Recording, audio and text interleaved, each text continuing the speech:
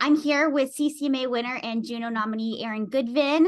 We met almost exactly 5 years ago. You were the supporting act for Gord Bamford, and now you're headlining your own cross Canada tour. Congratulations! Thank you so much. My wife Sansa in the background grabbing things off Victoria. the stove. This is the yeah, it's been so great. Yeah, I did all those things. It's crazy. So where are you this morning? Doesn't look like you're on a bus. Yes, I'm not on a bus. I came home for a few days. We got a couple things that I had to do in between shows on the tour before we head out to PEI. So I've got a video we got to shoot tomorrow for a song that we've been playing on the tour, and a duet that I've done with my buddy Ryan Kinder that we're going to drop real soon. So excited about all that, and just trying to get some things together for that. So you're in Nashville. I am, yes. Oh my goodness, very, very busy. Well, good morning. Good morning. So for those that don't know, the tour is called It's the Ride, and you brought 𝙰𝙾𝙾 with you. How's it going so far? It's awesome. Haley is such a joy to be around. She's 20. The world is her oyster. It's just awesome to be around that energy. She's killing it. I've known her for quite a while, and it's just awesome to see where she's at, where it has such a bright future. We're just so happy to be a part of her story and her career, and that part's been really great. With our show's awesome. It gets better every night. It's so much fun. We call the tour It's the Ride kind of after the song that Ryan and I wrote with Skip Black. And it's a song called The Longer I Live. In that lyric, it says it's the journey, it's the ride. And just decided that since it's like I'm a headline act and I've got a little bit more time, that I would tell my story. So I basically start from the day I was born until now, and all the people that kind of came in and out of my life and influenced it in such a way that kind of brought me to where I am today. So it's been so well received. People really like that there's a story in the show, and it's not just kind of we just go out and rock and roll, so it's pretty awesome. It's a lot of fun. We have a great time. We laugh a lot. We cry a lot. It's great. I read that it was 3 years in the making. And did that give you a lot of extra planning time, clearly. Yeah. But what was it like for you? Because this is your first headlining tour, seeing it from the planning to all coming into fruition. It still almost doesn't feel real. I mean, I can't believe we're like 7 or 8 shows in. It's crazy.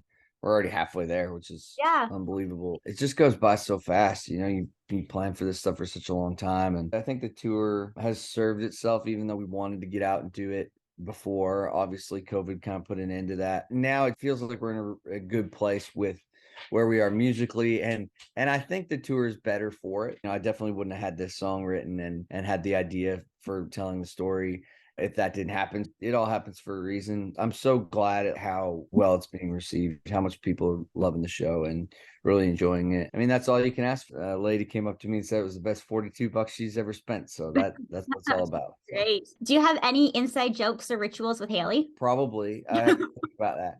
There's always something going on. Such a great cheerleader. Before every show I go and talk to her, and I just go, have fun out there. You take that audience wherever you want to take them. We kind of high five each other when she goes on and when I go on. It's just little things like that we kind of just do naturally. We're definitely there to cheer each other on. Love that. So your current single, You Ain't, with Megan Patrick, that's featured on your EP Lucky Stars. In the video for that, someone commented, your voices melt together like butter. Like butter. I love it. I love that too. I thought that was a great comment. Had to make note of that. And it is true. That is a great song. Great with the two of you in there.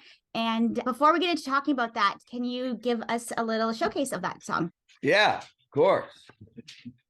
You ain't shotgun in my ride, sleeping on your side of this California king-size bed. You ain't dancing in my shirt, pulling me in with no words, turning my lips a shade of ruby red. Oh, I wish I could say she'll come around, and you're out there thinking about me now, but you ain't. I'd clap very loudly right now, but I'm holding on to the computer here. So yeah, no, it was kind of a cool situation with that song. We didn't think we were gonna get to it, but circumstances kind of made it available for us to put out one more single off this record, and so that we were like, well, let's put out You Ain't, because that was the next one in line, and we were kind of sad that it wasn't going to be a single, but because it had been out already for a year or a year and a half, we were like, man, why don't we freshen it up a little bit? And I've written a few songs with Megan, and I knew that our voices went together really well just from writing with her. I could tell that tonality wise, like what we do would probably sound pretty great on record. So I was a little biased when I was like, I think we should get Megan to do it. Like knowing that our voices already sound good together without anybody else knowing that was kind of like we sang together in the writing room, and I was like, oh, this could be really cool. I sent her the song and I was like, hey, you can say no, like don't feel obligated, but we're thinking about putting a female on this song, and your name was first on my list. She was like, I get asked this all the time. And I was like, I'm sure you do. And Not she a was bad like, problem to have. like, yeah, but she said, let me listen to it. And she called me within about, I don't even think the song was over. And she was like, oh my God, I love this song so much. And she was like, I would love to sing on this with you. It was pretty awesome to have not only her stamp of approval, but also we were able to get together in studio and work out her parts and all that stuff. I think it elevated it in a way that we didn't think that we were going to be able to elevate it. So thank you, Megan Patrick. Yes, the lyrics paint beautiful pictures at the end of each verse. It's like, despite all these wonderful, beautiful things, you ain't the one. Yeah, that's what I loved about the song. It's like every chorus is kind of comes from a different perspective, right? And all stages of a breakup, you just think you can't live without that person, and all of a sudden you're like, oh, I don't need that person at all by the end of this. In a way, it's just very healing to get to that place, and when you think you're never going to, but you eventually do. And that's the beautiful thing about this song, that it kind of goes through all those different places in a breakup. So. Did you already have the title You Ain't and then you wrote the song for it? Or was it written the same time as You Are, which was on your V album? Right. Did you write the song and we always joke about that. Like the next one's gonna be You Might Be, or You Might, yeah. It was originally called She Ain't. And that specific day and that specific time, I really dug Morgan Wallen's Seven Summers. Like I really like that song. And so I was kind of vibing on that. And then I had this title, and then I just basically started singing, Shotgun in My Ride, that kind of thing. And we were like, oh man, it's gonna be really cool. We wrote the whole song She Ain't, and then I was like, should it be, by the end of the song I was like, should it be You Ain't? It wasn't like Aaron thought he was so great that he was like, oh, I had a hit called You Are, let me see if I can have a hit called You Ain't. Taylor Swift dropping all those Easter eggs like 5 years right, yeah, exactly.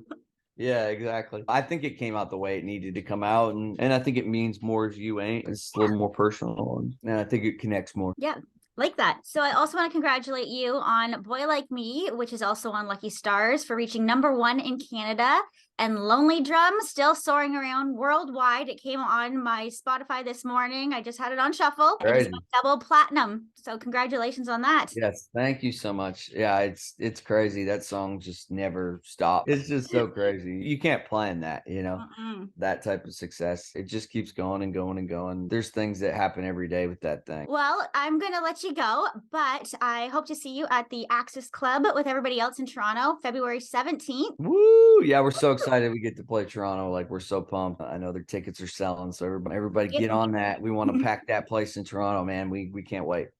All righty. Thank you so much for hanging out. Thank you.